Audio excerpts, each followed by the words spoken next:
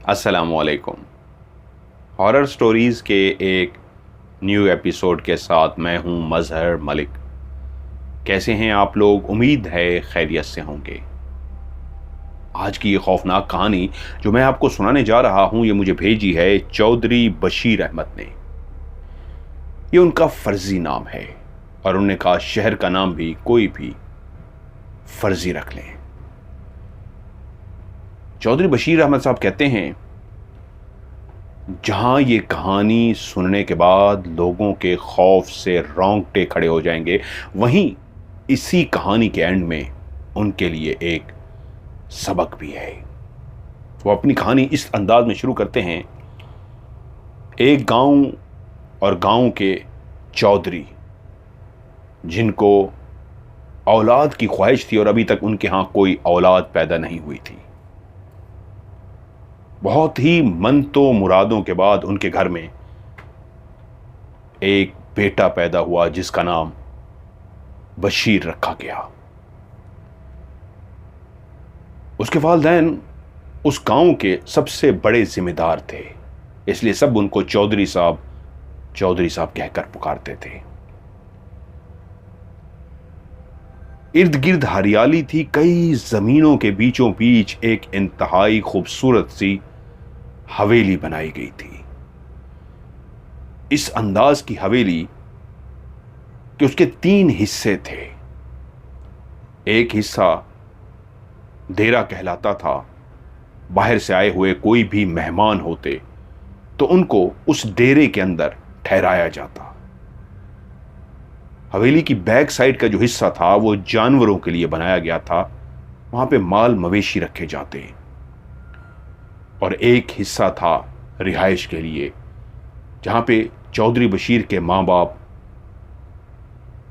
ना सिर्फ रिहाइश पजीर थे, बल्कि उस घर के अंदर कई इजाफी कमरे भी बने हुए थे, जो कभी भी याद नहीं पड़ता कि कभी मुकम्मल भर चुके हों। यानी इतने लोग उस हवेली में आए हों कि कोई जगह ही ना बची हो, फिर भी जगह खाली ही रहती, इतनी बड़ी वो हवेली थी।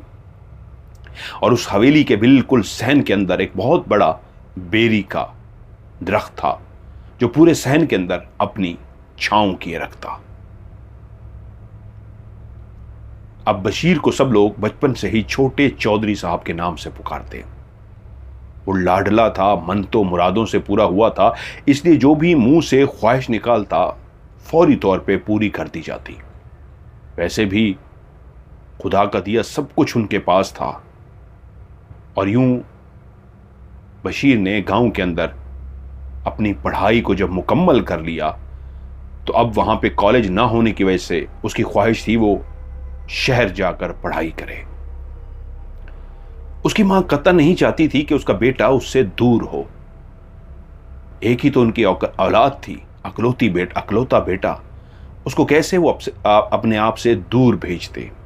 लेकिन बेटे की जिद के आगे मां बाप हार गए और यूं फैसला हुआ कि बशीर पढ़ने के लिए उस गांव से काफी दूर जो शहर था, उस बड़े शहर के अंदर जाके ना सिर्फ पढ़ेगा, बल्कि वहीं पे उसके लिए एक बेहतरीन पहले मकान का बंदोबस्त किया जाएगा, जहां पे इसी गांव से कुछ मुलाजिम भी उसके साथ भेजे जाएंगे जो हर तरह से उसका ख्याल रख सके। अब वो जानता था कि मुलाजमों के बगैर तो उसके वालिदैन कभी भी नहीं भेजेंगे, इसलिए उसने हामी भर ली, वरना उसकी ख्वाहिश थी कि कोई भी मुलाजिम उसके साथ ना हो।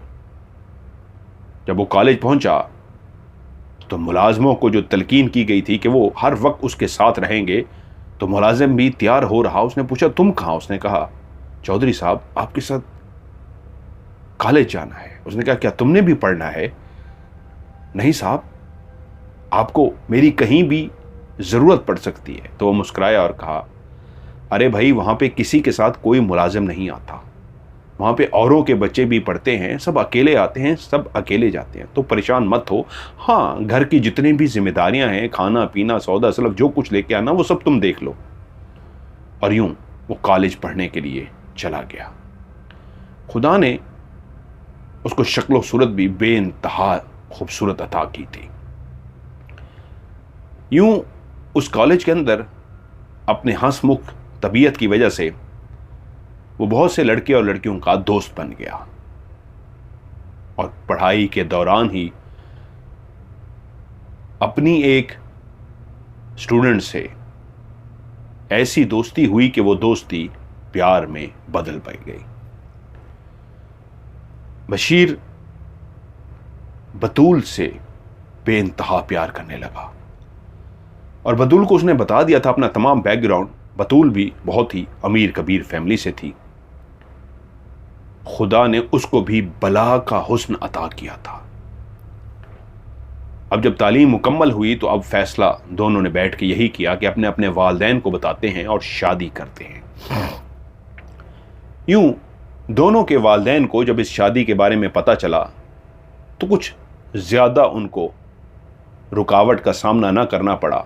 जल्द ही बशीर और बतूल रिश्ते अज़वाज में मुंतकिल हो गए। अब जहां वो दोनों मियां बीवी बन गए तो वहां कॉलेज के कई लड़के और लड़कियां जो अक्सर उनको कहते थे तुम्हारी जोड़ी क्या खूबसूरत जोड़ी लगती है। जहां बशीर हसीन और जमीन है वहां पे बतूल भी कमाल इंतहा की हुस्न की मलका है।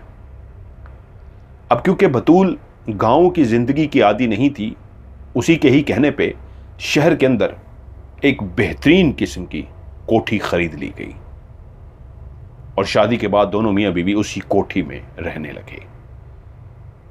उधर बशीर अपनी बीवी के साथ मां बाप को मिलने भी मुसलसल जाता रहता। तालीम के दौरान भी जब जब मौका मिलता वो अपने मां बाप से मिलकर आता। उसे भी अपने मां बाप से बहुत प्यार था। वक्त भर लगाकर उठता है, पता ही नहीं चलता कब वालिदैन बूढ़े हो गए और एक दिन खबर मिली पहले इस दुनिया से मां और फिर इस दुनिया से बाप रुखसत हो गया। उस गांव की हवेली के अंदर उसका सब कुछ उसके मां बाप ही थे, लेकिन यूं मां बाप के चले जाने से वो बहुत दुखी था। लेकिन जानता था चलती का नाम गाड़ी है, यही जिंदगी है, चलती रहती है और एक दिन खबर आएगी कि बशीर भी अल्लाह को प्यारा हो गया। जहां वो दोनों मियां बीवी बेइंतहा खुश थे, अब मां बाप के उस दुख ने बशीर को हिला कर रख दिया। अपने बाप से अपनी मां से वो इतना अरसा दूर रहा था, लेकिन जानता नहीं था उनके चले जाने से वो इतना दुखी हो जाएगा। उसका हंसना, उसका मुस्कुराना, उसका शरारतें करना संजीदगी में बदल गया। वो वाकई अब जब गांव आता तो गांव के तमाम लोगों ने उसके मां बाप के इस दुनिया से जाने के बाद उस गांव की जो पगड़ी थी, जो पग थी, वो बशीर के सर पे रख दी थी। अब वो इस गांव का हकीकत में एक चौधरी बन गया था। तो इसलिए वो जितना अरसा भी शहर रहता उसको फिर भी हर 3 महीने बाद, 6 महीने बाद गांव आकर रहना पड़ता। जमीनों की देखभाल, बहुत सारे मामलात को तय करने के लिए, क्योंकि यहां सब कुछ इसी गांव में ही तो था और वो अपने मां बाप की आबाई जमीन को बेचना नहीं चाहता था। बशीर और बतूल के हां बेटा हुआ, लेकिन कुछ ही अरसे बाद वो बेटा अल्लाह को प्यारा हो गया। फिर कुछ अरसे बाद उनके यहां पहली बेटी पैदा हुई और उस बेटी का नाम उन्होंने अस्मा रखा। और कुछ अरसे बाद एक और बेटी हुई जिसका नाम उन्होंने अनम रखा। गांव की जो हवेली थी वहीं पे उनके पुराने मुलाजिम गफ्फार और उसकी बहन, जो छोटे छोटे थे और उसी हवेली के अंदर पले बड़े थे, अब जवान हो चुके थे। उसकी बहन की शादी हो गई थी। गफ्फार अब वहीं रहता। वो मुलाजिम कम एक घर का फर्द ज्यादा था। चौधरी बशीर उसको बेइंतहा इज्जत देता और वो भी पूरे जमीनों की, हर चीज की इस अंदाज में रखवाली करता जैसे कोई घर का फर्द करता है। उसकी बड़ी बेटी अस्मा बहुत ज्यादा बचपन से ही हसीन और जमील थी, क्योंकि खुद बशीर भी हसीन था, उसकी बीवी बतूल भी इंतहा की बला की हसीन थी। जब दोनों मियां बीवी बेइंतहा हसीन थे तो उनकी औलाद भी हसीन और जमील पैदा हुई। दोनों बच्चियां शहर में ही पली बढ़ी, तालीम हासिल की, लेकिन उनको गांव की जिंदगी बहुत अच्छी लगती थी। जब भी छुट्टियां होती वो अपने माँ बाप के साथ हवेली वाले घर में आ जाती और खूब घर को इंजॉय करती, ज़मीनों को इंजॉय करती। वो इंतहाई पढ़ी लिखी थी, लेकिन गांव का कल्चर, गांव की आबो हवा, गांव की सादगी, लोगों का आकर मिलना, उनको रेस्पेक्ट देना कि ये चौधरी बशीर साहब की बच्चियां हैं, जिस अंदाज में ख़वातीन उनसे मिलती, उनका अदब व एहतराम करती, वो बहुत खुश होती थी। वो दोनों भी दिल की बहुत अच्छी थी, जैसे माँ बाप अच्छे थे। अब अस्मा यूनिवर्सिटी में पढ़ रही थी और उससे छोटी कॉलेज में। चौधरी बशीर और बतूल के सर में चांदी आ चुकी थी, बाल सफेद हो गए थे। अब वो सोचता था कि जिंदगी कितनी तेजी से गुजर रही है। कभी वो जवान था, आज माँ बाप के चले जाने के बाद वो सारी जिम्मेदारियों को निभाते हुए खुद अपने बालों को सफेद कर बैठा है। जिंदगी उस मकाम पे ले आई है जहां हर किसी ने आहिस्ता आहिस्ता बूढ़ा होना है और बूढ़ा होने के बाद इस दुनिया से चले जाना है। वो सोचों में गुम था कि उसकी बेटी अस्मा और अनम आई और बाप से लिपट गई। बाप अपनी सोचों से बाहर निकला और बोला, क्या हुआ, आज लगता है कोई खास फरमाइश है। अस्मा बोली, हाँ पापा, हमारी छुट्टियां होने वाली हैं और इस दफ़ा 3 महीने की छुट्टियां हैं, तो हम दोनों ने यही प्रोग्राम बनाया है, इस दफ़ा जब आप ज़मीनों पे 3 महीनों के लिए जाएंगे तो हम भी आपके साथ वहीं पे 3 महीने रहेंगी।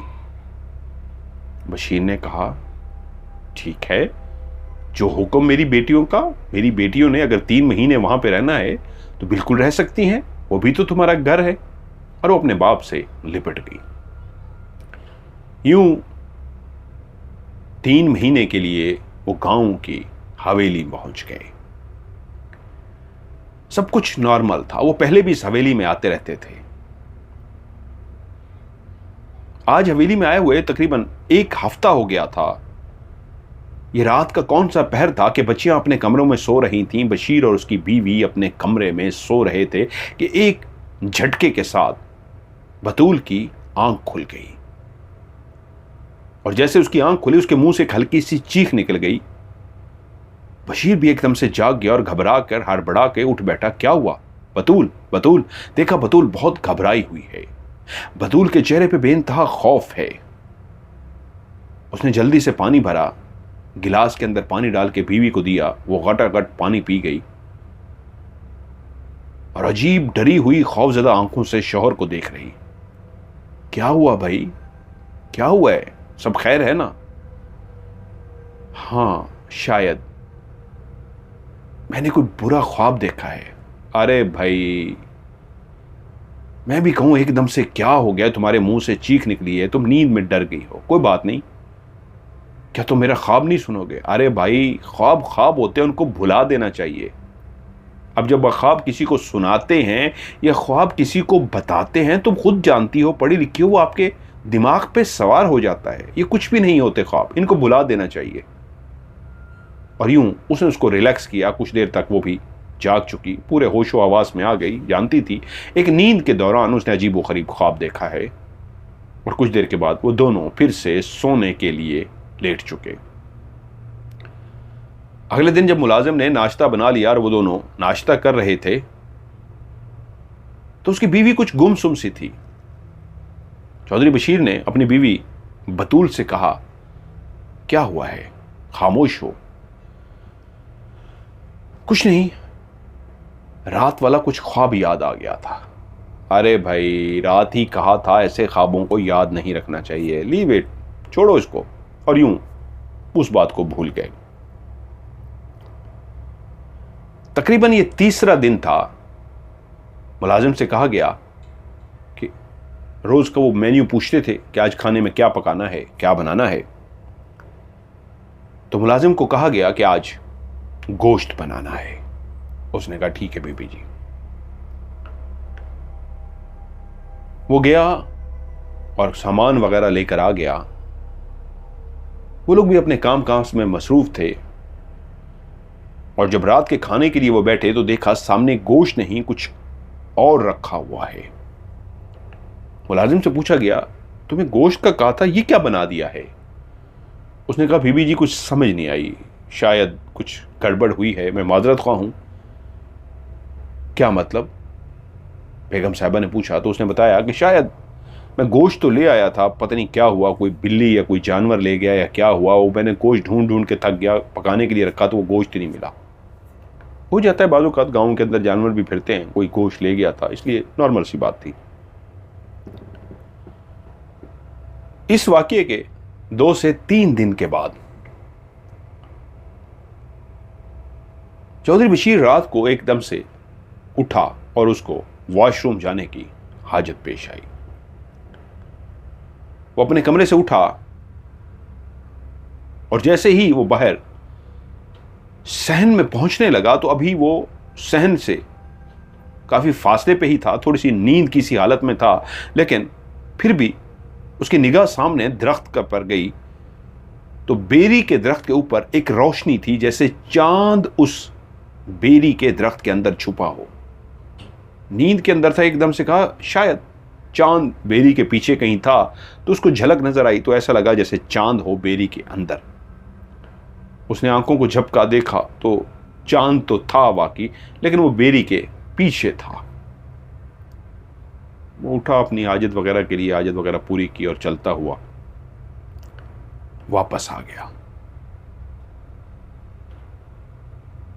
अगली रात उसकी बीवी ने सुबह नाश्ते की टेबल पे बशीर से कहा, रात एक अजीब बात हुई है। उसने कहा क्या? उसने कहा रात मैं वॉशरूम के लिए उठी हूं, आप सो रहे थे तो मेरी निगाह बेरी के दरख्त के ऊपर गई है, बेरी के दरख्त के अंदर चांद चमक रहा था। क्या? हाँ हाँ, वो मैंने भी देखा था, वो बेरी के पीछे एक चांद था। ऐसे मुझे भी महसूस हुआ शुरू में कि बेरी के अंदर चांद चमक रहा है, वो पीछे था, वो ऐसे ही नजर आया। तो वो बोली नहीं, मैंने जब देखा तो वो बेरी के अंदर ही था और मैंने तभी आंखें झपकी और मैं एकदम से हैरान हुई कि ये क्या है। मैं रुक सी गई अपनी जगह पे, चांद वाकई बेरी के घने हिस्से के अंदर चमक रहा था। और फिर मैं चलती हुई इस अंदाज में आगे बढ़ी कि क्या पीछे कहीं चांद है, जो इस अंदाज में महसूस हो रहा है कि बेरी के अंदर है, हकीकत में पीछे कहीं है। तो पीछे जाके देखा कोई चांद नहीं था, और जब दोबारा बेरी के अंदर देखा तो चांद तो था ही नहीं। बशीर हंसा और मुस्कुरा के बोला, भाई मैंने भी देखा है, तभी तो कहा है। मैं भी उठा था, मैंने देखा था, वो पीछे चांद था, तुम शायद नींद में थी। उस दिन भी तो डर गई थी ना तुम, वो तुम नींद में थी या क्या तुम्हें ऐसा महसूस हुआ? ऐसा कुछ भी नहीं। इस वाकये के कुछ दिनों के बाद बशीर फिर से रात को उठा और जैसे ही वो कमरे से निकलने लगा उसके दिमाग में एकदम से वो बात आ गई कि बेगम ने और मैंने दोनों ने चांद को देखा था बेरी के अंदर। और उसी वक्त उसने अपनी आंखें खोली और बेरी की तरफ देखा तो ये देख के हैरान रह गया, बेरी के अंदर तकरीबन 3 रोशनियां थीं, जैसे किसी ने दिए जला रखे हों। बेरी के अंदर दिए जल रहे थे। वो एकदम से चौंका और हैरान हुआ, ये मेरी आंखों का वहम है, ये क्या है? उसने आंखों को झपका तो वाकई 3 दिए थे जो घने हिस्से के अंदर जल रहे थे। वो आहिस्ता आहिस्ता चलता हुआ बेरी के करीब गया और नीचे जाके जब झांक के देखा तो कोई भी दिया नहीं था। वो इधर उधर घूम के देखता रहा, कुछ भी नहीं था। उसने कहा ये क्या है? खैर वो वापस आया, फिर बेरी के नीचे खड़े होकर देखा तो कुछ भी नहीं था। वो अपने कमरे में चला गया। उससे अगले दिन फिर से ऐसे जैसे इंसान को बेचैनी सी महसूस होती है और उसकी आंख खुल जाती है। उसकी आंख खुल गई, वो अपनी जगह से उठा और क्यों खुद ब खुद कमरे से बाहर निकलने लगा तो ये देख के चौंक पड़ा कि उसकी बेटी बाहर उसी बेरी के दरख्त के नीचे खड़ी है और ऊपर की तरफ देख रही है।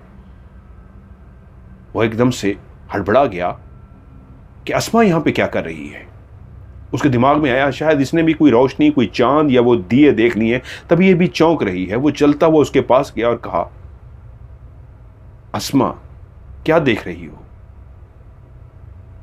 अस्मा जो ऊपर की तरफ देख रही थी उसने एकदम बाप की तरफ देखा, ऐसे जैसे गहरी नींद में होती है, और एकदम से चुप करके चलती हुई वापस अपने कमरे की तरफ चली गई। वो समझ गया शायद ये नींद में है या क्या, खड़ी देख रही थी।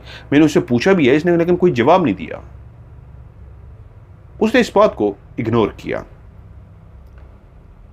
वो अपनी बेटी से बेइंतहा प्यार करता था। उसकी बेटी, दोनों बेटियां, उसने जहां उसकी तरबियत करते हुए उनके अंदर कॉन्फिडेंस दिया था, तो अपने बाप को अपना एक बेहतरीन दोस्त समझती थी।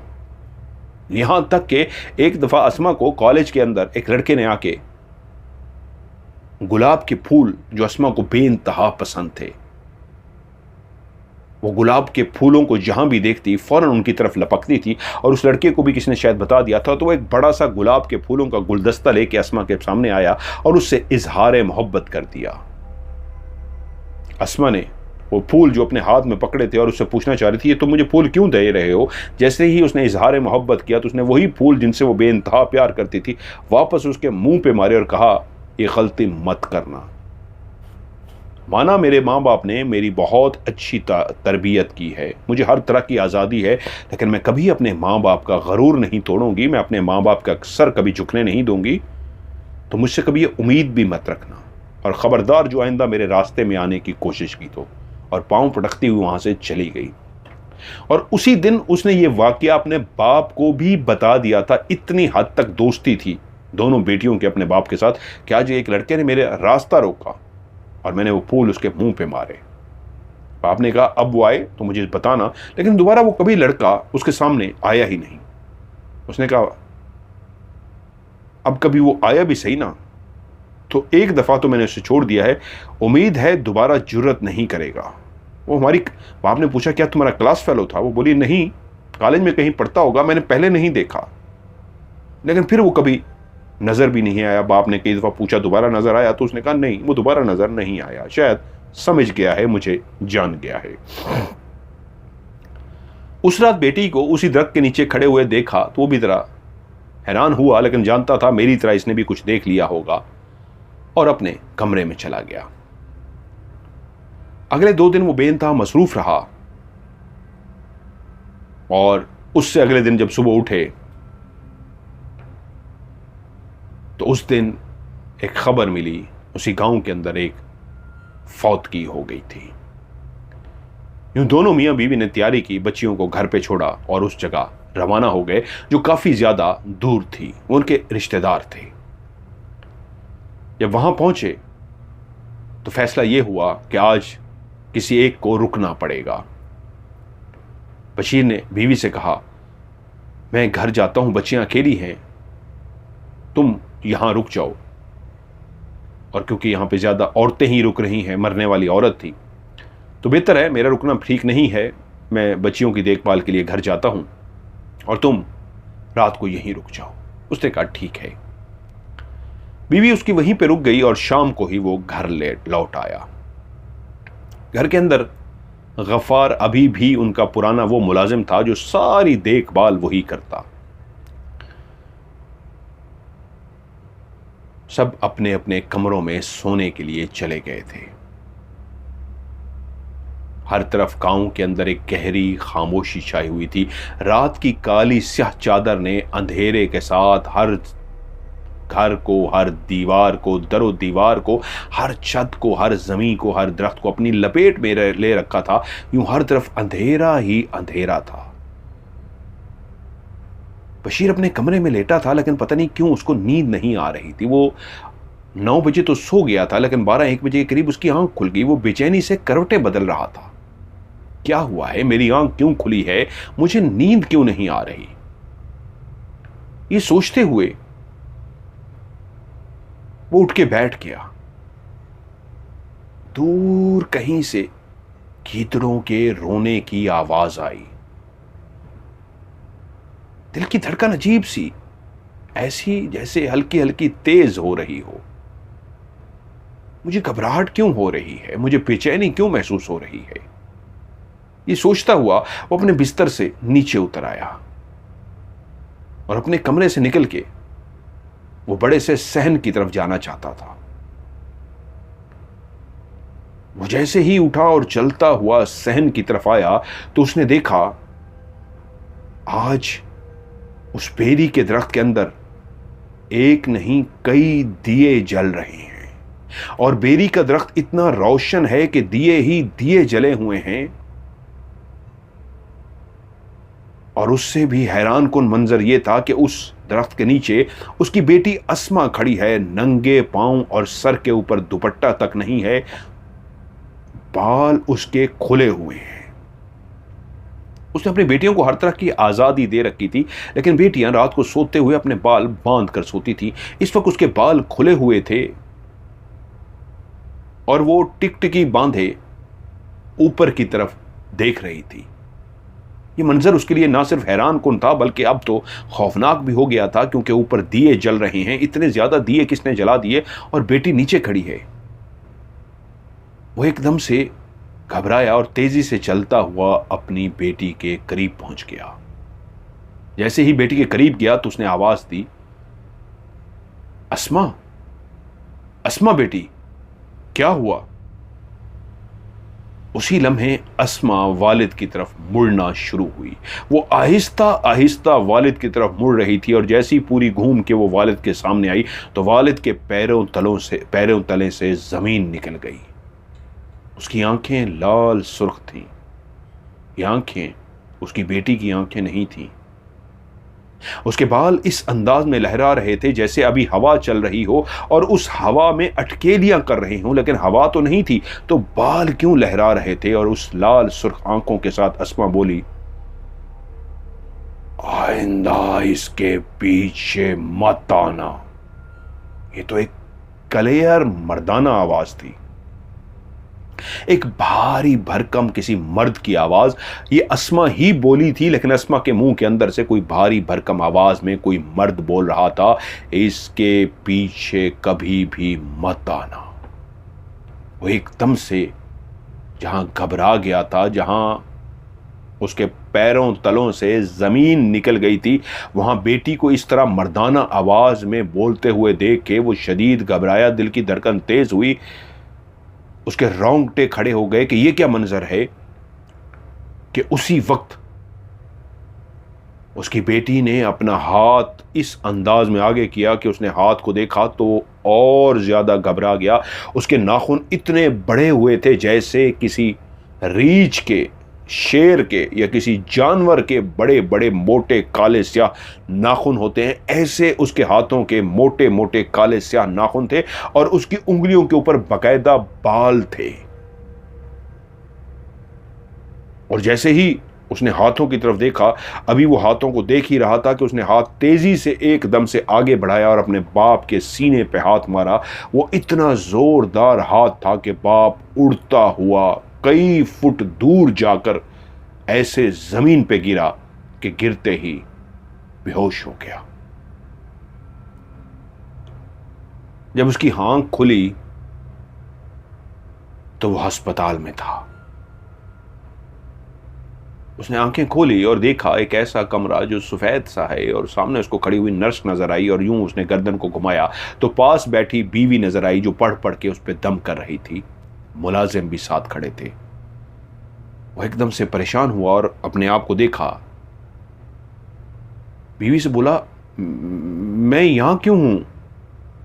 तो वो शौहर पे फूंक मारते हुए बोली, अब आप ठीक है ना? हाँ मैं ठीक हूं, लेकिन मैं यहां क्यों हूं?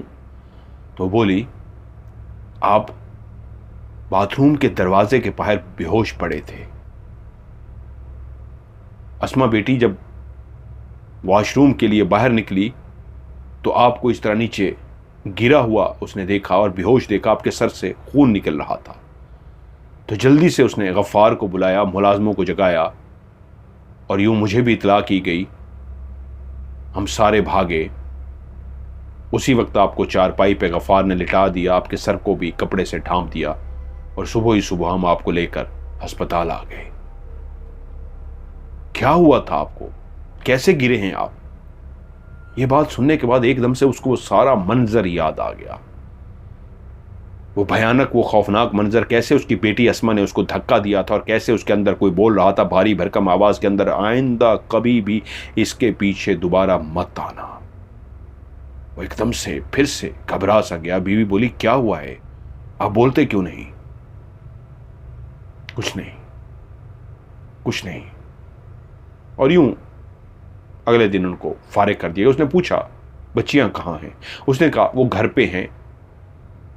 गफ्फार की बीवी भी घर पे है, मुलाजिम भी हैं, और गफ्फार ने अपनी बहन को भी बुला लिया है। उनकी परेशानी की बात नहीं है। अब वो कहना चाहता था बीवी को कि बच्चों को फौरन शहर बुला लो, लेकिन वो खुद कंफ्यूज था। यूं बशीर अपनी उस हवेली में पहुंच गया। अब वो काफी ठीक था। अब बीवी ने पूछा, क्या हुआ है आपको? आप उस वक्त भी अस्पताल में कुछ बताते हुए खौफजदा हो गए थे। आपकी आंखों के अंदर मैंने खौफ देख लिया था। हाँ बतूल, बात ही कुछ ऐसी है, मुझे बताएं। उसने कहा, कमरे में तुम्हारे अलावा और तो कोई नहीं है ना? बाहर देखो, कोई हमारी बात ना सुन सके। वो उठी, उसने झांक के देखा और कहा, नहीं कोई भी नहीं है बात सुनने वाला, बताइए मुझे क्या बात है। और उसने वो सारी बात जो उसको नजर आई थी बेटी की, वो उसने बता दी कि कैसे मैंने रात को उठा और मैंने बेटी को इस तरह देखा और उसने मुझे धक्का दिया है और मैं उड़ता हुआ गिरा हूं। वो एकदम से घबरा सी गई और उसकी आंखें भी खौफ की वजह से खुली की खुली रह गई और बोली, आपको याद है मैंने एक ख्वाब देखा था? मैं आपको बताना चाहती थी लेकिन आपने मुझे मना कर दिया था कि ख्वाब ख्वाब होता है, इसको कभी भी किसी को नहीं बताना चाहिए। ये मैं देख चुकी हूं। क्या क्या देख चुकी हो? मैंने यही देखा था कि रोशनियां जल रही हैं, एक दरख्त है उसके ऊपर रोशनियां हैं। हां, ये नहीं देखा था दिए जल रहे हैं लेकिन उसके ऊपर रोशनियां हैं। और फिर मैंने आपको चीख मारते हुए सुना था, आपको नीचे गिरा हुआ देखा था, आपके सर से खून बह रहा था। और उसके बाद मैंने हवेली की छत पे एक काला स्याह साया देखा था जो बहुत ही खौफनाक था। उस साये को देखने की वजह से मेरी आंख खुल गई थी और मैंने चीख मारी थी। वो बहुत भयानक था। ये वो ख्वाब था जो मैंने देखा था। उसने कहा, बतूल अस्मा को देखो, अस्मा कहां है? उसने कहा, बिल्कुल नॉर्मल है। आप जो कुछ बता रहे हैं वो रात को तो हुआ है लेकिन उसके बाद सुबह तो बिल्कुल नॉर्मल थी, कुछ भी उसने महसूस नहीं होने दिया। वो परेशान थी, आपको आप सारा दिन मिलके गई है, वो आपकी वजह से बहुत परेशान है, उसको कुछ भी याद नहीं है। लेकिन उस रात दोनों मियां बीवी सोने के लिए लेट तो गए लेकिन बेइंतहा डरे हुए थे, खौफजदा थे। एकदम से रात का कौन सा पहर था, एक जोरदार धमाके की आवाज की वजह से दोनों की आंख खुल गई। ये कैसी आवाज है? ये कैसी आवाज थी? लगता है किचन में कुछ हुआ है। रुको मैं देखता हूं। नहीं नहीं, मैं भी आपके साथ चलती हूं। रुकिए, मैं आपके साथ चलती हूं। और वो दोनों किचन की तरफ गए। जब वो किचन में दाखिल हुए तो ये देख के हैरान रह गए कि किचन के अंदर शीशे के कुछ बर्तन जो नीचे फर्श पे गिर के टूट गए थे। हैरत की ये बात थी कि किचन का दरवाजा तो बंद था। अगर कोई बिल्ली, कोई जानवर भी अंदर होता तो नजर आता, दरवाजा खुला होना चाहिए था। वो दोनों दरवाजा खोलकर अंदर दाखिल हुए थे लेकिन अंदर कोई भी जानवर नहीं था और बर्तन गिरे हुए थे और टूटे हुए थे। ये कैसे हुआ है?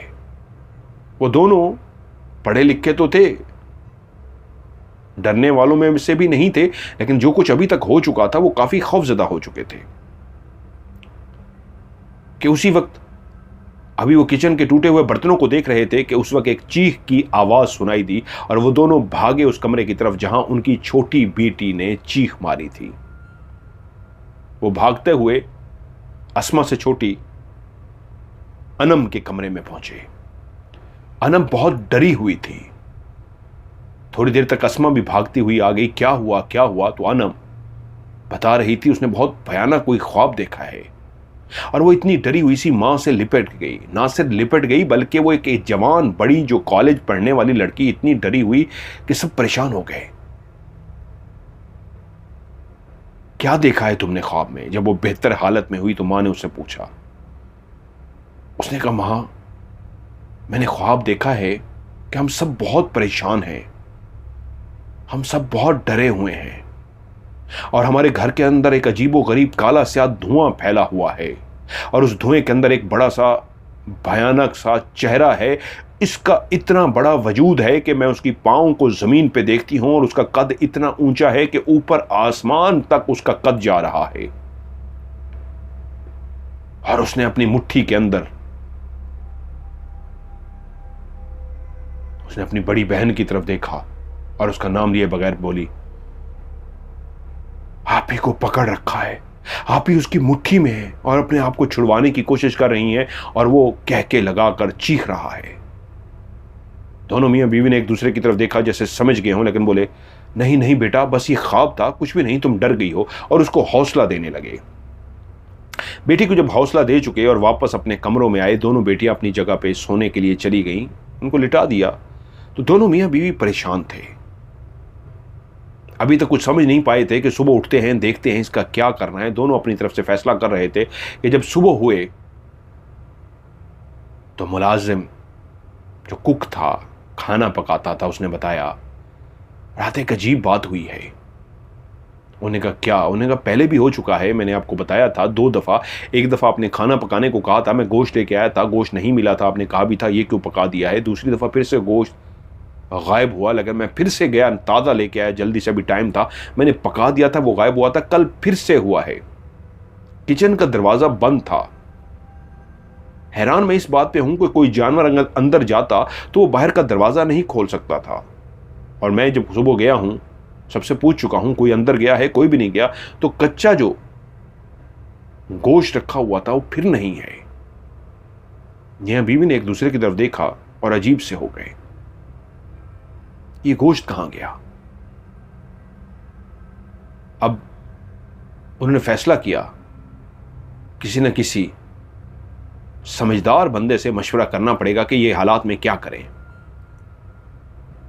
शाम हो गई और शाम को अनम दोनों मियां बीवी के पास आई और कहा, मॉम डैड, अस्मा कहां है? मैं काफी देर से उसको ढूंढ रही हूं, 3-4 घंटे हो गए, वो नजर नहीं आ रही। मैंने कहा वो अपने कमरे में होगी। वो अपने कमरे में भी नहीं है, मैंने पूरी हवेली में उसको देख लिया है। क्या?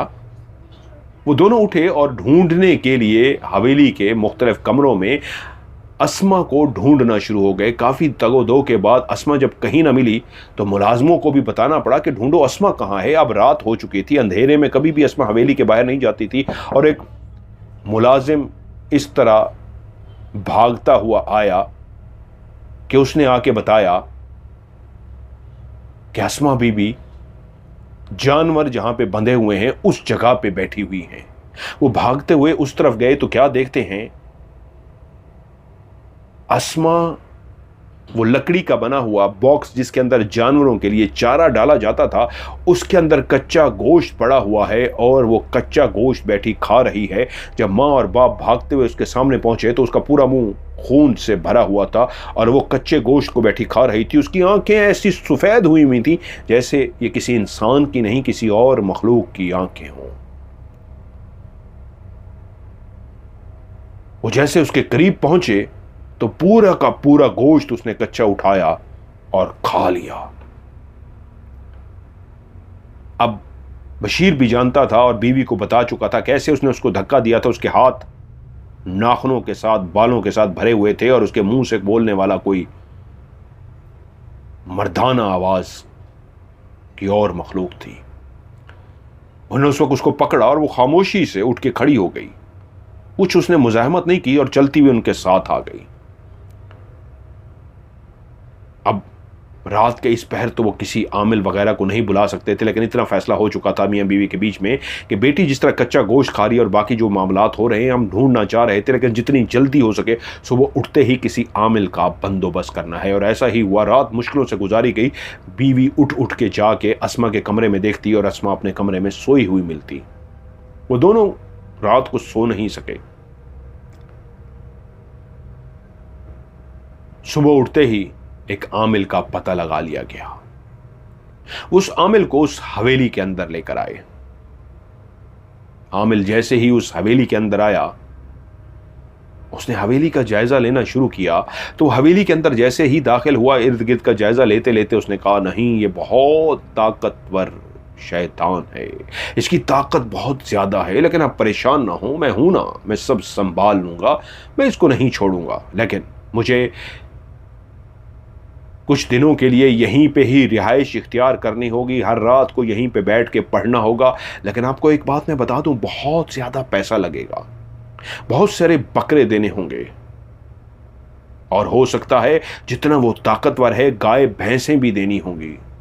क्या आप सब अफोर्ड कर सकते हैं? उनके पास तो सब कुछ था। उन्होंने कहा हाँ, आपको जो चाहिए होगा हम आपको दे देंगे, बस आप हमारी बच्ची की इससे जान छुड़वा दें। पहली रात उसने बैठ के पढ़ाई की तो अगली रात उसने बताया कि मैंने पढ़ लिया है, वो बहुत ज़्यादा ताकतवर है, वो इतना ज़्यादा ताकतवर है कि मैं चाहूँ भी उसको कंट्रोल करना तो मेरे लिए बहुत मुश्किल है, लेकिन मैं फिर भी अपनी ज़ात को रिस्क में डालने को तैयार हूँ, क्योंकि उसको कंट्रोल करते हुए मेरी जान भी जा सकती है। तो मैं अपनी जान को जोखिम में डालने के लिए तैयार हूँ, अपनी जान को दांव पे लगाने को तैयार हूँ, लेकिन आपको भी पैसे का मुंह ऐसे खोलना पड़ेगा कि मुझे उस शैतान को जो जो कुछ देना है मैं दे दूँ। वो बोले तुम्हें क्या चाहिए? उसने लाखों रुपए की डिमांड की और वहीं पे गाय, भैंस, बकरियां, कई जानवर मांगे कि ये मुझे देंगे, ये मुझे जाकर इनकी कुर्बानी देनी होगी और इनका रात के टाइम में खून काटना होगा और इसका गोश्त बनवा के इस शैतान को ऑफर देनी होगी और उसके बाद भी बैठ के मुसलसल पढ़ना होगा। एक ही दफा से ये नहीं मानेगा, मुझे मुसलसल यहां बैठ के करना होगा। वो पढ़े लिखे होने के बावजूद बेटी की ऐसी हालत अपनी आंखों से देख चुके थे। वो इन बातों को मानने वाले नहीं थे, लेकिन मजबूर थे, उन्होंने हर बात मानने के लिए तैयार हो गए। उसको लाखों रुपए भी दे दिए गए, गाय, भैंसे, बकरियां, भेड़, बहुत सारा उसको सामान दे दिया गया जो वो लेकर चला गया, मुलाजमों के साथ गया और उसके बाद किसी जगह पे छोड़ के आ गया। अपने चेलों को जिम्मे लगा आया कि ये कुर्बान करना है, इनका गोश्त बनाना है, कब्रिस्तान में डालना है, ये करना है, वहां पढ़ना है। और उसके बाद वो हवेली के अंदर रहता। अब उसने तीसरी रात कहा मुझे हवेली के उस हिस्से के अंदर रिहाइश करनी है, इख्तियार करनी होगी जहां मैं अस्मा के करीब तरीन वाले कमरे में मौजूद हूं, क्योंकि वो शैतान जब रात को अस्मा के कमरे में आने की कोशिश करेगा तो मेरा वहीं पे होना मौजूद हो। यूं उस मेहमान खाने से जो एक डेरा था उससे शिफ्ट करके उसको घर के उस हिस्से के अंदर रिहाइश दे दी गई जहां पे वो चिल्ला करता, जो अस्मा के कमरे के करीब तरीन था। वो रोज कोई ना कोई डिमांड कर देता, महंगी से महंगी चीज की, ज़ाफ़रान खरीदना है, ये खरीदना है, ये खरीदना है, ये खरीदना है, अब ये दे दे। वो देते गए। वो कुछ जला लेता था, उसके अंदर से धुआं निकलता था, उसकी धुनी देता था, कुछ पढ़ता रहता था, कागज़ों पे कुछ लिखता था, उनको जलाता था। खून की उसके अंदर बोतलें थी, उन खून की बोतलों के वो छींटे फेंकता था मुख्तलिफ दीवारों पे, मुख्तलिफ ज़मीन पे। वो क्या क्या कर रहा था। कई वो कबूतर, कई वो जानवर लेके आता, उनको काटता, उनका खून फेंकता और उस इतना बताता कि हर रात मैं पढ़ता हूँ तो मेरा उसका आमना सामना होना शुरू हो गया है। वो बहुत ताकतवर है, बहुत ज़्यादा ताकतवर, क्योंकि वो उसको अपना ख्वाब जो अनम ने देखा था वो सुना चुके थे कि वो इतना बड़ा है कि ज़मीन पे पाँव थे और उसका कद आसमान को छू रहा था। पर उसने भी वही रट लगा रखी थी, वो इतना ताकतवर है कि उसके पाँव ज़मीन पे होते हैं, आसमान पे उसका कद है। वो डरे हुए रातों को जागते और वो पढ़ता रहा। बहुत पैसा लग रहा था, लेकिन उसको पैसे की परवाह नहीं थी। बशीर बस इस उम्मीद में था कि मेरी बेटी किसी तरीके ठीक हो जाए। यह तकरीबन कोई 7वीं रात थी। बाप को, मां को कहां नींद आती है जब बच्ची की ऐसी हालत हो, क्योंकि अब एक बात जो मुसलसल होनी शुरू हो गई थी इन 7 दिनों में कि अब अस्मा जब खाने की टेबल पे बैठती थी तो इस अंदाज में खाती थी, इस अंदाज में खाती थी कि 10 बंदों का वो खाना खा जाती। क्योंकि पहले दिन ऐसा हुआ कि टेबल पे जब उसके सामने जितना वो खाना खाती थी रख दिया गया, तो जिस तरह बर्तन रखे होते थे जिसमें से सब डालते थे, वो अपने लिए ऐसे डालती गई, ऐसे डालती गई, खाती गई कि सारे उसकी तरफ देखना शुरू हो गए। जितना घर वालों के लिए सालन बनाया गया था, एक नहीं 4-5 डिशें थी, वो सारी खा गई। और उसके बाद वो धाड़ी मुझे भूख लगी है, वो अपनी आवाज में बोल रही थी। उसके अंदर कोई हाजिरी नहीं थी, लेकिन मजबूर थी। वालिदैन ने इशारा किया नौकरों से कि और खाना लेके आओ। जो उन मुलाजमों ने अपने लिए भी खाना बनाया था वो भी उसके सामने रख दिया गया और वो भी सारा खा गई। और अब जब से वो आमिल आया था मुसलसल वो इसी तरह खाना खा रही थी। 10-10 बंदों का वो खाना खा रही थी और मोटी होने की बजाय, फूलने की बजाय वो कमजोर से कमजोर होती जा रही थी। उसका जिस्म सुकड़ता जा रहा था और वो खाना खाती जा रही थी, जिस्म सुकड़ता जा रहा था। आज 7वीं रात थी। अनम इतनी सहमी हुई थी कि अपने माँ बाप के साथ एक कमरे में तो नहीं सोती थी, लेकिन उसने अपने माँ बाप के साथ वाला कमरा ले लिया था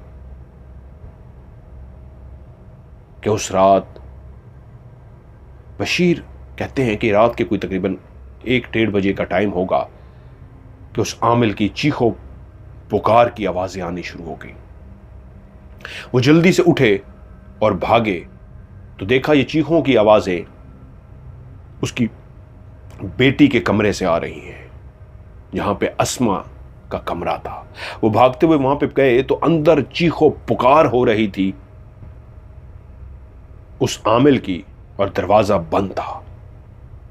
अब मुलाजिम भी जाग गए, इतना शोर मच गया हवेली के अंदर। उस हवेली के इर्द गिर्द कोई और घर तो नहीं था, लेकिन फिर भी मुलाजिमों तक आवाज चलेगी। इतना जोर जोर से वो चीख रहा था, उसकी ऐसी दर्दनाक आवाजें थी, इतनी खौफनाक उसकी आवाजें थी कि कोई भी सुने तो लरज कर रह जाए। उसी लम्हे वो भागते हुए गए, मुलाजिमों को उन्होंने कहा दरवाजा तोड़ दो, इससे पहले कि कोई नुकसान हो जाए, क्योंकि अब अंदर से आवाजें आना बंद हो गई थी। दरवाजे को तोड़ दिया गया और जब दरवाजा खोला गया तो देखा अस्मा सहमी हुई एक कोने में बैठी है। उसने अपना सर अपने घुटनों में दे रखा है, वो रो रही है, और वो आमिल जमीन पे लौलहान बेहोश पड़ा हुआ है।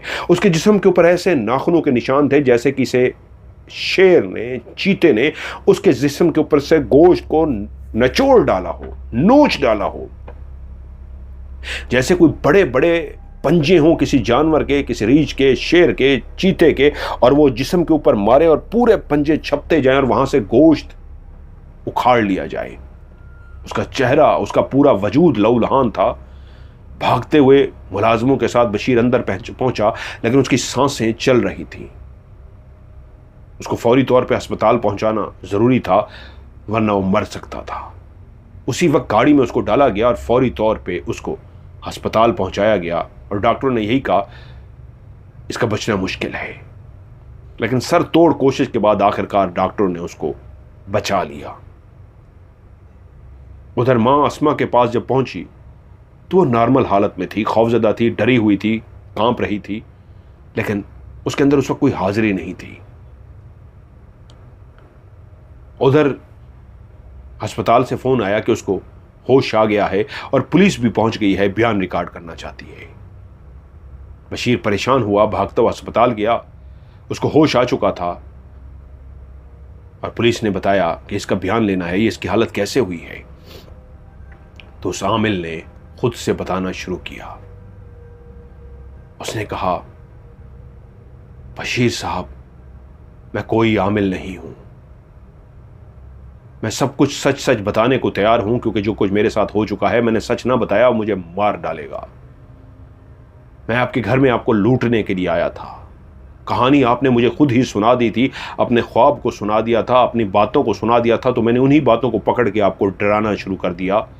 मैंने आपसे पैसा लूटा, मैंने आपसे भेड़ बकरियां ली, मैंने कोई चीज़ ज़िबा नहीं की, वो वैसी की वैसी मौजूद है, वो आप वापस ले सकते हैं। किसी चीज़ का गोश्त हमें नहीं दिया गया, हम ऐसे ही करते हैं। आपके घर में दाखिल होते ही मुझे पता लग गया था आप अमीर कबीर शख्स है। मैंने जब पहली दफ़ा मांगा तो आप तो देने को तैयार हो गए, मेरी डिमांडें बढ़ती गई और आप मुझे देते गए, इसलिए मैं भी मांगता गया।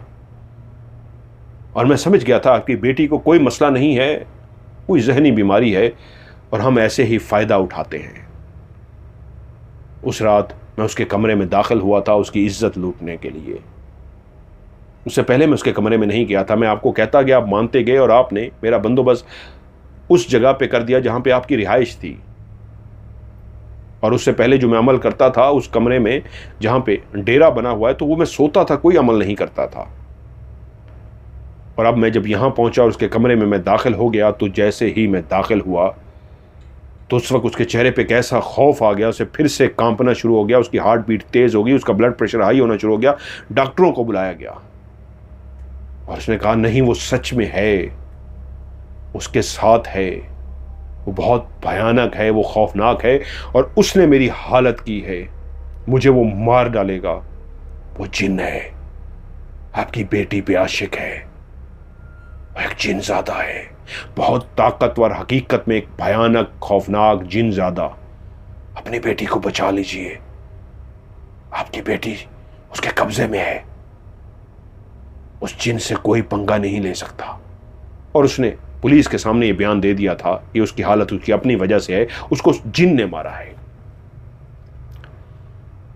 उधर जब बशीर घर पहुंचा तो परेशान था, गफ़ार जो उनका पुराना मुलाजिम था वो खुद से बोला, बशीर साहब, छोटा मुंह और बड़ी बात, अगर आप इजाज़त दें तो मैं कुछ कहूँ। हाँ बोलो। उसने कहा, इसी तरह का वाक़या मेरी बीवी के साथ हो चुका है। मैं एक अल्लाह वाले को जानता हूँ, मुझे इससे पहले पता नहीं था बीवी जी की ऐसी हालत है। मेरी बीवी के साथ भी जिनात का मसला हुआ था। मेरी बीवी रात को उठ के चीखें मारना शुरू कर देती थी, अपने बाल नोचती थी, अपने मुंह पे थप्पड़ मारती थी। पहले मैं उसको वहम समझा, लेकिन एक रात मैंने उसकी आंखों में देखा था और मैं उसकी आंखों में देखते ही पहचान गया था, नहीं इसके अंदर हाजिरी होती है। और मैं इसको एक अल्लाह वाले के पास लेके गया था, उन्होंने ठीक कर दिया था। अगर आप बुरा ना माने तो आप मेरे साथ उस अल्लाह वाले के पास चलें। वो नए नए एक ढोंगी बाबा से लुट चुके थे, उनको पैसों का दुख तो नहीं था, लेकिन वो ढोंगी बाबा जिसको वो मारना चाहते थे, लेकिन उसकी हालत मुर्दा ही थी। उस जिन ने उसको इतना मार दिया था, ना वो जिंदों में था ना वो मुर्दों में था, किसी वक्त भी इस दुनिया से जा सकता था, वरना खुद उसको अपने हाथों से कत्ल कर देते। जो उसकी बेटी में इस नीयत से दाखिल हुआ था कि उसकी इज्जत लूटना चाहता था, और वो ये पुलिस के सामने बयान दे चुका था। इससे पहले भी वो कई इज्जतें लूट चुका था। इसी बहाने वो एक पीर बन के, आमिल बन के जाता और बच्चियों की इज्जतें लूटता था। पुलिस ने उसको गिरफ्तार कर लिया था, इसलिए वो उसको मार ना सका। कुछ चुप सा हुआ तो गफ़ार बोला, आप यकीन रखिए, मुझे पता लग चुका है उस आमिल ने जो कुछ भी किया है ऐसा नहीं होगा, आप चलिए मेरे साथ। ना चाहते हुए भी वो उसके साथ चल पड़ा। वो एक ऐसी जगह पे पहुंचे जहां पे कई लोग बैठे हुए थे, और गफ़ार चलता चलता उन पीर साहब के करीब पहुंच गया और इशारा किया, आ जाइए। बशीर जो शक्ल सूरत से, अपने लिबास से नज़र आता था एक इंतहाई पढ़ा लिखा एक अमीर घराने का, वो चलता हुआ जब करीब गया तो बुज़ुर्ग बोले, बेटा मैंने मामला सुन लिया है, घबराओ मत, अभी आप लोग लंगर खाओ, मगरिब की अजान जैसे हो जाती है जिनात के उठने का टाइम हो जाता है, हम साथ चलेंगे आपके, अल्लाह पे यकीन रखो, घबराओ मत। उसकी इस बात से इतना हौसला हुआ बशीर को, जैसे एक तसल्ली सी हो गई। उन बुजुर्गों का बोलना, उनके चेहरे पे सफ़ेद दाढ़ी, उनका मुबारक सा चेहरा, और जब इंसान किसी ऐसे एक नेक इंसान से, नेक सीरत से, अल्लाह के वली से, अल्लाह के नेक बंदे से मिलता है तो खुद ब खुद उसका दिल मुतमईन हो जाता है। उसका दिल मुतमईन सा हो गया। उन्होंने वहां पे लंगर का खाना खाया, और जब मगरिब की नमाज उन्होंने पढ़ ली तो कहा, आओ बेटा चलें। पीर साहब जैसे ही हवेली के दरवाजे से दाखिल हुए तो हवेली के अंदर एक काला स्याह बकायदा धुआं सा फैल गया। पहला जो ढोंगी आया था तो वो तो धूनी शूनी देता रहता था, धुएं फैलाता रहता था। वो अभी दाखिल ही हुए कि एकदम से मुस्कुरा पड़े और बोले, अस्सलामु अलैकुम। सलाम का जवाब तो किसी ने नहीं दिया, लेकिन हर तरफ काला धुआं नजर आना शुरू हो गया, जो घर वालों को भी महसूस हुआ काला धुआं है जो घर के अंदर कहां से उठ रहा है, जमीन से निकल रहा है, दीवारों से निकल रहा है, कहां से आ रहा है कुछ पता ना चलता। और वो जैसे ही इधर उधर पड़ते हुए धुएं को देखते हुए मुस्कुराते हुए सीधे बेरी के दरख्त के नीचे जाकर खड़े हो गए और ऊपर गर्दन उठाकर देखा और मुस्कुराए और कहा, अच्छा हम खुद मिलने आए हैं तुमसे। और उसी वक्त कमरे का दरवाज़ा धड़म करके खुला और अस्मा बगैर दुपट्टा पहने, बालों को खोले, नंगे पांव चलती हुई गुस्से से आके उस अल्लाह के वली के सामने खड़ी हो गई। और अस्मा के मुंह से उसी वक्त वो अपनी आवाज में बोला, क्यों आया है तू यहां पे? वो मुस्कुराए और कहा, तू आग है, आग का बना है, और ये खाक से बना जिस्म है, उसको क्यों तकलीफ दे रहा है? तो उसके अंदर से आवाज आई, मैं इससे प्यार करता हूं, और आज से नहीं, बचपन से, ये सिर्फ और सिर्फ मेरी है। वो बुजुर्ग बोले, रब्बे कायनात ने जब इंसान और जिन्नात के बीच में पर्दा डाल दिया है और एक हदूद मुकर्रर कर दी है, तुम आग से बने हो और ये मट्टी से, तुम्हारा तो मिलाप ही नहीं हो सकता। और देखो इस बच्ची का क्या हशर कर दिया है तुमने, सूख के कांटा हो गई है, जानते हो ना, तुम्हारी वजह से। ये तुम्हारी वजह से सूख के कांटा हुई है। ये नाजुक सी बेटी तुम्हारे वजूद को बर्दाश्त ही नहीं कर पा रही, तुम्हारी उस आग को बर्दाश्त ही नहीं कर पा रही जो तुम्हें अल्लाह ने जिस आग से बनाया है। तुम उस आग के साथ, इस मिट्टी के साथ जुड़े हो। सुनो, इसको छोड़ दो। गुस्से से बोला, नहीं, मैं इसको कभी नहीं जोड़ सकता, कभी नहीं छोड़ सकता, ये सिर्फ और सिर्फ मेरी है। वो मुस्कुराए और बोले, ये तुम्हारी कैसे है? अभी तो हमने पढ़ना भी शुरू नहीं किया। बस एक बात तुम्हें कहते हैं, अगर तुम इतने दावेदार हो, जानते हैं, हमने तुम्हें देख लिया है, हमारी आंखें, हमारा इल्म तुम्हें जान चुका है कि तुम कितना ताकतवर हो। ये जो तुम बार बार हमें डराने की कोशिश कर रहे हो, एक बात याद रखना, हमारे पास खुदा का दिया इल्म है। अगर तुम इससे वाकई सच्ची मोहब्बत करते हो और दावेदार हो सच्ची मोहब्बत के कि जब ये बचपन में छोटी सी थी तब से तुम इससे प्यार करते हो, तो एक काम करो ना, अपना असली रूप धारो और अपना असली रूप धार के इसके सामने आ जाओ, इससे इजहार मोहब्बत करो। अगर ये तुम्हारी मोहब्बत को कबूल कर लेती है तो ठीक है, ये तुम्हारी हो गई। नहीं, मुझे आपकी हर शर्त कबूल है, इस शर्त के अलावा। क्या मतलब इस शर्त के अलावा? वो बुजुर्ग बोले कि मैं अपने असली रूप में आऊं तो ये मुझे कभी कबूल नहीं करेगी, ये डर जाएगी। मेरा असली रूप बहुत भयानक है। कोई भी इंसान यहां मौजूद, सिर्फ ये नहीं, कोई भी इंसान मुझे अपने असली रूप में देखेगा वो डर जाएगा। मैं अपने असली रूप में नहीं आ सकता। चलो एक काम करते हैं, एक बात तुम्हारी मान ली, अब एक बात हमारी मानो। तुम कोई भी रूप धार लो, लेकिन इसके वजूद को छोड़ो। इसके वजूद को छोड़ के एक रूप धारो और रूप धार के इसके सामने आके अपना इजहार मोहब्बत करो। अगर तुम्हें ये कबूल कर लेती है तो ठीक है, तुम्हारी मोहब्बत तुम्हें मिल गई। और अगर ये कबूल नहीं करती फिर तुम इसको छोड़ने, फिर तो तुम इसको छोड़ने में पाबंद हो ना। वो चुप सा हो गया, जैसे किसी सोच में पड़ गया हो कि हाँ, मैं अगर कोई रूप धार लूं, खूबसूरत रूप धार लूं और इसके सामने आऊं फिर तो ये मुझे कबूल कर सकती है। क्योंकि पहली शर्त तो ये थी अपने असली रूप में। जिन अपने असली रूप में आए वो तो बहुत भयानक खौफनाक होता है, इंसान तो कबूल ही नहीं करेगा। उसको ये वाली ऑफर ठीक लगी, वो सोच के बोला, हाँ मुझे ये मंजूर है। तो बुजुर्ग बोले, ठीक है, फिर हम ये तय करते हैं कि लड़ाई नहीं करते। अगर तुम शर्त जीत गए तो ये मोहब्बत तुम्हारी, अगर तुम हार गए तो तुम इसको छोड़ोगे। वो बोला, मुझे मंजूर है। तो कहा, ठीक है, कल रात को इसी टाइम इसी जगह पे तय कर लेते हैं। वो बोला, नहीं, मैं आप लोगों के सामने नहीं आऊंगा, मेरी भी एक शर्त है। मैंने आपकी शर्त मान ली ना, मेरी भी एक शर्त है। हाँ बोलो।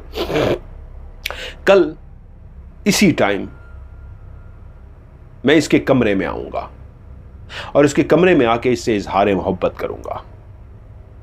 बल्कि नहीं, इसी टाइम नहीं, कल मैं 12 बजे के बाद आऊंगा, रात को 12 बजे के बाद आऊंगा अपना रूप धार के और इससे इजहार मोहब्बत करूंगा। अगर इसने मेरी मोहब्बत को कबूल कर लिया तो ये मेरी हो गई, मैं इसको अपने साथ ले जाऊंगा। और अगर इसने ना कबूल किया तो मैं ठीक है, आपकी शर्त को कबूल करता हूं, मैं इसको छोड़ दूंगा। तय हो गया। अब इसको वापस इसके बिस्तर पर ले जाओ और इसके वजूद को आज़ाद कर दो कल तक के लिए। ठीक है, मुझे मंजूर है। उसी वक्त अस्मा मुड़ी और चलते हुए अपने बिस्तर की तरफ चली गई। वो बुजुर्ग कुछ पढ़ते रहे, वहां खड़े मुस्कुराते रहे और उसके बाद बशीर से बोले, जाइए अपनी बीवी से कहिए बेटी को जाके देखे, अब वो होश में आ चुकी है। लेकिन उसे कुछ ज्यादा बातें ना करें, बस अभी खामोशी रखें। बतूल गई। अस्मा अपने कमरे में इस अंदाज में आंखें खोल के लेटी हुई थी, छत को ताक घूर रही थी जैसे उसको किसी बात का होश ही नहीं हो। माँ ने जाके पूछा, अस्मा बेटे, अस्मा। जी मम्मी। अब वो होश में आ चुकी थी। बेटा कुछ खाओगी? हाँ मम्मी, मुझे भूख लगी है। माँ ने उसके लिए खाना मंगवाया। उधर बुजुर्ग कुछ पढ़ते रहे और कहा, उसने शर्त तो मान ली है, लेकिन आज रात हम यहीं गुजारेंगे आपके घर में, कल अल्लाह खैर करेगा। बशीर बहुत घबराया हुआ था, डरा हुआ था। उन बुजुर्ग से बोला, आपने ये जो शर्त उसके साथ रखी है? तो एकदम हाथ उठा के बोले, घबराओ मत, अल्लाह की ज़ात पे यकीन रखो, तुम्हारे सामने आ जाएगा। मैं जान चुका हूं जो तुम कहना चाह रहे हो उसको अभी अपनी जुबान से मत निकालो। उसके कान बहुत लंबे हैं, वो सुन लेगा। अपने दिल में ही रखो और खुदा पे भरोसा रखो। इशा की नमाज का टाइम हो चुका है, हमें वज़ू करा दीजिए, हम नमाज पढ़ेंगे और उसके बाद हम इबादत करेंगे। उनको वज़ू करा दिया गया, उन्होंने नमाज पढ़ी और उसके बाद एक कमरे में वो इबादत करते रहे। अगला दिन बिल्कुल नॉर्मल रहा, लेकिन घर के अंदर एक खौफ, एक टेंशन, एक अजीब सी कैफियत थी। उस कमरे का इंतखाब किया गया कि जिस कमरे में अस्मा थी उसके साथ वाले कमरे में वो पीर साहब, बशीर, उसकी बीवी मौजूद थे। रात के 8 बजे से ही वो उस कमरे में बैठ गए। 9 बज गए, 10 बज गए, 11 बज गए और जैसे ही 12 बजने में 5 मिनट थे, सबके दिलों की धड़कन तेज थी, सिवाय उस नेक बुजुर्ग के जो इस अंदाज में बैठे थे कि कुछ मुसलसल पढ़ते जा रहे थे। और कमरा इस अंदाज में दोनों के लिए चूज किया गया था, अस्मा का भी और वो भी, जो उस कमरे की हर आवाज को वो सुन सके। वो जो भी बोलता इनके कानों तक क्लियर आवाज आती। जैसे ही 12 बजे तो कमरे के दरवाजा खुलने की आवाज आई, ठा करके दरवाजा खुला। वो पीर साहब मुस्कुराए और बशीर की तरफ देखकर बोले, आ गया है। और उनके कानों में एक आवाज आई, जिस आवाज को वो पहले भी सुन चुके थे, एक गरजदार आवाज, लेकिन अब वो आवाज इंतहाई हसीन व जमील हो चुकी थी। एक ऐसे नौजवान की आवाज जो बहुत ही हसीन व जमील नौजवान हो और बहुत ही सुरीली सी आवाज। वो बोला, अस्मा, मैं तुमसे बहुत प्यार करता हूं। बचपन से ही मैंने जब तुम्हें देखा था, मैं तब से तुमसे प्यार करने लगा हूं। तुम मेरी मोहब्बत हो और मैं तुम्हारे फेवरेट ये गुलाब के फूल तुम्हारे लिए लेके आया हूं। क्या तुम मुझसे शादी करोगी? कुछ देर की खामोशी के बाद अस्मा की एकदम से आवाज आई, तुम्हारी जुर्रत कैसे हुई मेरे सामने इजहार मोहब्बत करने की? तुम वही हो ना जो एक दफा कॉलेज में पहले भी मेरे सामने आए थे और तुमने आके मुझे यही गुलाब के फूल देने की कोशिश की थी। और आज तुम्हारी इतनी जुर्रत कि मेरे घर में, मेरे कमरे के अंदर दाखिल होके मुझे तुम फूल देने की कोशिश कर रही हो। तुम्हें याद नहीं मैंने तुमसे पहले भी कहा था?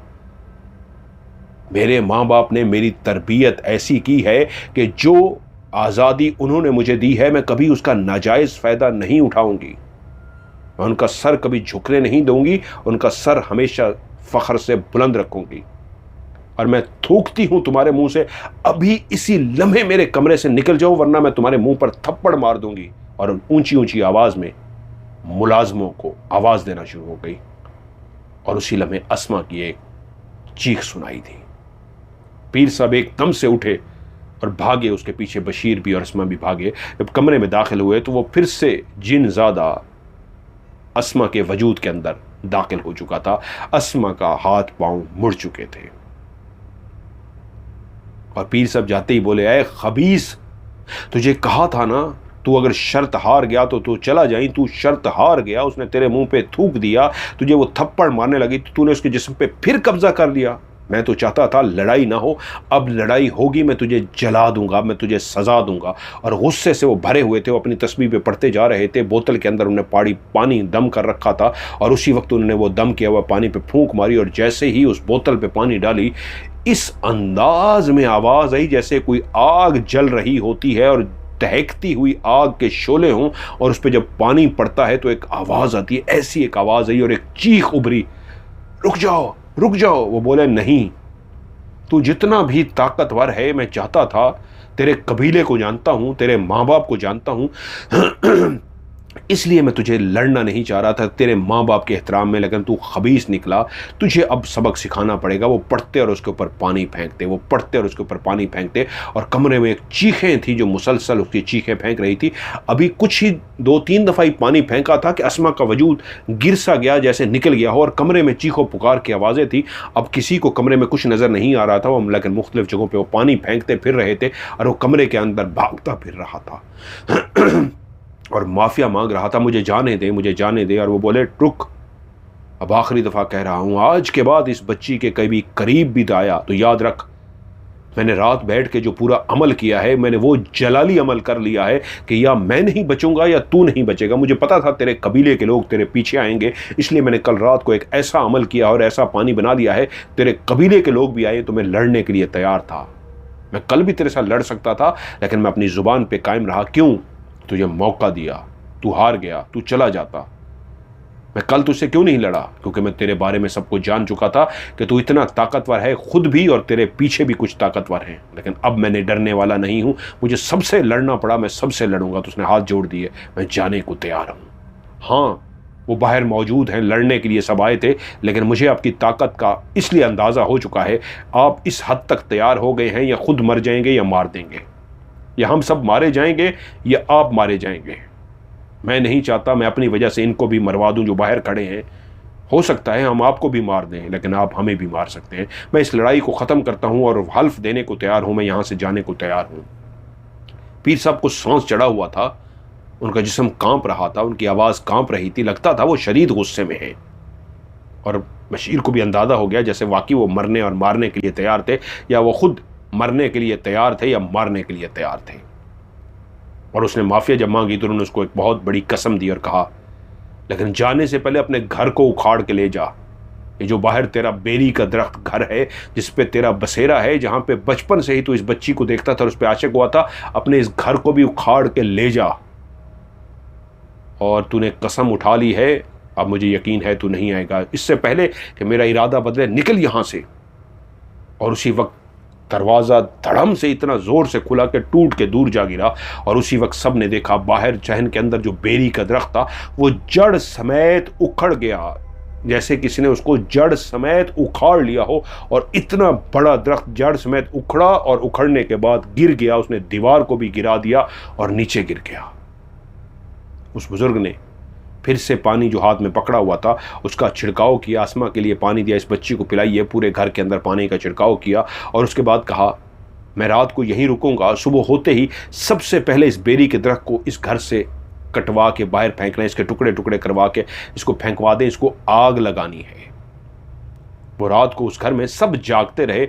अस्मा अपनी माँ के साथ रही, माँ उसकी देखभाल करती रही, बाप उन बुजुर्ग के साथ रहा और वो पढ़ाई करते रहे। सुबह जब हुई उनको नाश्ता दिया गया।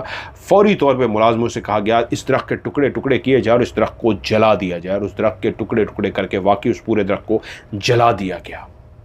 उसके बाद भी उस बुजुर्ग ने पूरे घर के अंदर एक दायरा खड़ा किया और उसके बाद कहा अब ये घर बिल्कुल महफूज है।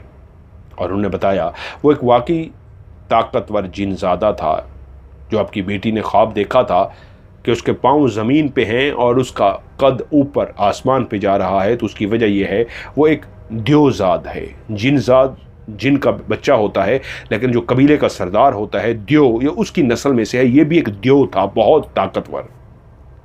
आपकी बेटी पे बचपन से ही आशिक था। वो छोटी थी तो उस पर आशिक हो गया था और जब कॉलेज में रूप धार के आया था तो वो यही था। कल भी ये रूप धार के आया, लेकिन आपकी बेटी ने उसको ठुकरा दिया। और मैंने आपसे पहले कह दिया था, आप कहने लगे थे, कुछ बताने लगे थे, मैंने कहा था रुक जाइए, मैं अपनी इल्म से चेक कर चुका था कि आपकी बेटी इसको कबूल नहीं करेगी, वो नेक सीरत है। इसलिए मुझे इत्मीनान था, इसलिए मैंने आपको कहा था मत ऐसा कुछ कहिए, क्योंकि आप अगर कह देते कि अगर कुछ ऐसा हो गया, आपके मुंह से ऐसा जुमला निकल जाता, ये खबीस सुन लेता तो नुकसान पहुंचाता। इसलिए मैंने आपको बोलने से रोक दिया था, मुझे यकीन था। और वही हुआ, जब आपकी बेटी ने उसको ठुकरा दिया तो वो गुस्से में फिर से उसके जिस्म के अंदर चला गया कि इसको छोड़ना नहीं है, मेरी है। और वो अकेला नहीं था, उसके कबीले के कई जिन्नात लड़ने के लिए आ गए थे कि अगर मैं लड़ने की कोशिश करता तो वो सब मेरा मुकाबला करते। और ये अकेला ना होता, ये खुद भी इतना ताकतवर था कि मैं इसका मुकाबला करता तो हाँप जाता, कांप जाता। और इसके साथ भी और कई मुकाबला करने के लिए आ गए थे, लेकिन मैंने भी मरने और मारने का फैसला कर दिया था। और रात को ही बैठ के अल्लाह से मदद मांगी थी कि या अल्लाह, तेरे एक बशर का मामला है, पर्दा तूने रखा है इंसान और जिन्नात के बीच में, एक शैतान और इंसान की जंग है या अल्लाह, जो तेरी रज़ा। और उसके बाद मैंने एक अमल करने के बाद फैसला कर दिया था कि मैं लड़ूंगा। और वो अपने जादू से जान चुका था कि कुछ भी हो सकता है, या वो सारे मारे जाएंगे या मैं भी मर सकता हूँ। वो मुझे भी मार सकते थे या वो सारे भी मर सकते थे। इस खौफ से आखिरी लम्हे उसके अंदर खौफ आ गया कि अगर मैं जीत गया तो वो अकेला नहीं मरेगा, उसके साथ जितने भी बाहर आए हैं वो भी सारे मारे जाएंगे। इसलिए वो चला गया। अब आपको डरने की जरूरत नहीं है, और वो घर क्लियर हो गया और उन्होंने कहा अब आप बेशक यहीं पे रहिए, कोई मसला नहीं है, हाँ महीने में एक दफ़ा बच्ची को मेरे पास ले आइएगा। और ऐसा ही हुआ। उसके बाद वो वहीं पे रहे, महीने में एक दफ़ा अस्मा को वहाँ पे लेके जाते, वो बुज़ुर्ग उनके सर पे, अस्मा के सर पे हाथ रखते और उसको पानी दम करके देते। और यूं उन्होंने प्रेडिक्शन भी दे दी थी कि कुछ अरसे बाद इस बच्ची की शादी भी हो जाएगी। कुछ अरसे के बाद वाकई अस्मा की शादी भी हो गई और अपने शौहर के साथ खुश खुरम ज़िंदगी गुजार रही है। चौधरी बशीर कहते हैं, मैंने जैसे कहा शुरू में, ये कहानी आपके रोंगटे भी खड़ी कर देगी, लेकिन इसमें एक सबक भी है। वो कहते हैं, मैं एक पढ़ा लिखा नौजवान, मेरी बीवी पढ़ी लिखी, हम दोनों यूनिवर्सिटी से पढ़ने के बाद दुनिया की इन चीज़ों को इस अंदाज में समझ बैठे थे कि हमें सब कुछ पता है, जिन भूत को हम मानते थे, लेकिन कभी इन चीज़ों को सीरियस नहीं लिया था। मेरी बेटी के साथ जब ये मामला हुआ और हम लोग इतनी डर गए, उसको गोश्त खाते देखा और ऐसी हालत में देखा, तो इतने डर गए कि हम पढ़े लिखे होने के बावजूद एक आमिल को ले आए और उस आमिल ने हमारी बेटी की इज्जत को ख़राब करने की कोशिश की और उसने पुलिस के सामने इकरार किया कि इससे पहले वो कई इज्जतों को ख़राब कर चुका है। मुझे पैसे का दुख नहीं था, दुख ये था कितनी बेटियों की, कितनी बहनों की इसने इज्जतों को ख़राब किया होगा। हाँ, मैं ये मानता हूँ, मैं और मेरी बीवी परेशानी की हालत में बस एक चीज़ चाहते थे कि हमारी बेटी ठीक हो जाए। इतने परेशान हो गए थे कि हमने भी आंखें बंद कर ली। और यही सबक है आप सब सुनने वालों के लिए कि कभी किसी के साथ ज़िंदगी में कोई भी मसला आ जाए तो किसी भी आमिल पे आंखें बंद मत कर लीजिएगा कि वो जो कहे आप सुनते जाएं। पैसों का तो ये आपको लूटेंगे, लेकिन हाँ, बच्चियों की इज्जतें भी महफूज नहीं होती। और आजकल हर गली मोहल्ले में ऐसे आमिल भरे पड़े हैं। मैं अपनी बच्ची की, अपनी ज़िंदगी की ये कहानी कभी आपके साथ शेयर ना करता, लेकिन सिर्फ इसलिए शेयर की है कि आपके सुनने वालों को ये पता लग जाए ऐसे कई जहरीले, ख़तरनाक 2 नंबर आमिल मौजूद हैं जो आपका पैसा भी लूटते हैं और आपकी इज्जतें भी ख़राब करते हैं। कभी भी आपके साथ ज़िंदगी में किसी तरह की भी कोई परेशानी हो जाए तो घबराइए मत। किसी भी ऐसे बंदे से रब्ता कीजिए जिस पे आपको यकीन हो, जिस पे आपको ट्रस्ट हो। होता क्या है, जब आपको लोग बताते हैं वो बड़ा ज़बरदस्त है, वो बड़ा ज़बरदस्त है, तो आप लोगों की बातों में आके उसको पता नहीं क्या समझ लेते हैं और उस पर अंधा एतमाद कर लेते हैं। नहीं, जब तक आपको किसी पे एतमाद ना हो, कभी भी अपने घरों की बातें उनके सामने मत रखिए। वो तो खुदा की तरफ से उसको सज़ा मिल गई और उस जिनज़ादे ने उसको मारा इतना कि वो खुद ही सब कुछ बोल पड़ा, वरना सोचिए क्या होता। मैं तो मर जाता, मैं उसको भी कत्ल कर देता और अपने आप को भी ख़त्म कर देता, मेरी ज़िंदगी ख़त्म हो जाती। क्या कोई बाप ये बर्दाश्त कर सकता है? नहीं। इसलिए सबक यही है, खुदारा, जादू, जिन, ये कभी भी किसी के साथ कोई मसला आ सकता है, लेकिन अपने हौसलों को उस वक्त बरकरार रखिए। इतने डरिए मत, इतने खौफजदा मत होइए कि किसी के पास भी चले जाइए और उस पर एतमाद कर लीजिए। बहुत सारे लोग मौजूद हैं, ढूंढने पे आपको बहुत सारे लोग मिल जाते हैं और वहाँ यकीन कामिल के साथ आप मदद मांगिए खुदा से, तो आपकी मदद पहुँचती है। मैंने ये पैगाम जब उनका सुना, और एंड में मैं भी इतना ज़रूर कहना चाहूँगा, ये बात बिल्कुल सही है। मेरी ज़िंदगी में खुद कई ऐसे आमलों को मैं जानता हूँ, कई आमिल हैं जिन्होंने पैसा भी लूटा और लोगों की इज्जतों को भी ख़राब किया। मेरे पास जब लोग आते हैं तो मैं उनको एक बात कहता हूँ, मैं साइंस और मज़हब को दोनों को साथ लेके चलता हूँ। मैं पहले साइंस कहता हूँ, फिर मज़हब कहता हूँ। क्यों? साइंस लफ्ज़ मुझे फराहम करती है समझाने के लिए। यकीन कामिल एक लफ्ज़ है, यकीन कामिल को एक्सप्लेन करता हूँ मैं साइंस की रोशनी में। ये दोनों साथ हैं। साइंस भी यकीन कामिल कहती है, अल्लाह भी यकीन कामिल कहता है, लेकिन साइंस लफ्ज़ यकीन कामिल की बजाय एक प्रोसीजर बताती है। क्या? कि आप जब दिमाग से एक चीज़ को 100% सोचते हैं तो उस 100% सोचने की वजह से आपके जिस्म के अंदर एक स्टैटिक चार्ज पैदा होता है। वो स्टैटिक चार्ज 3.5 मिनिमम है, 5.5 हाई है। जब वो स्टैटिक चार्ज फुल हाई हो जाता है तो आपके जिस्म के अंदर से मैग्नेटिक फील्ड डेवलप होती है। वही मैग्नेटिक फील्ड आपका ऑरा होता है। उस मैग्नेटिक फील्ड से जो लहरें निकलती हैं वो वही लहरें होती हैं जो आपने सोचा होता है। वो लहरें बाहर निकल के आपके इर्द गिर्द मौजूद पॉजिटिव एंड नेगेटिव एनर्जी जो फैली हुई है उसको जाके वही शेप देती हैं जो आपने सोचा था। ये एक्सप्लेन है साइंस की कि आपने सोचा स्टैटिक चार्ज। इस्लाम उसको क्या कह रहा है? यकीन कामिल। तो एक लाइन में कैसे बोलेंगे कि आपको यकीन कामिल? साइंस ने क्या कहा? जो आप 100% सोचते हैं, तो 100% सोचने को ही यकीन कामिल कहा जाता है। आगे एक पूरा प्रोसीजर उन्हें एक्सप्लेन कर दिया। इस्लाम कहता है यकीन कामिल। सो इसलिए मैं इतना कहता हूँ, इस्लाम और दीन, साइंस और दीन को मैं साथ लेके चलता हूँ।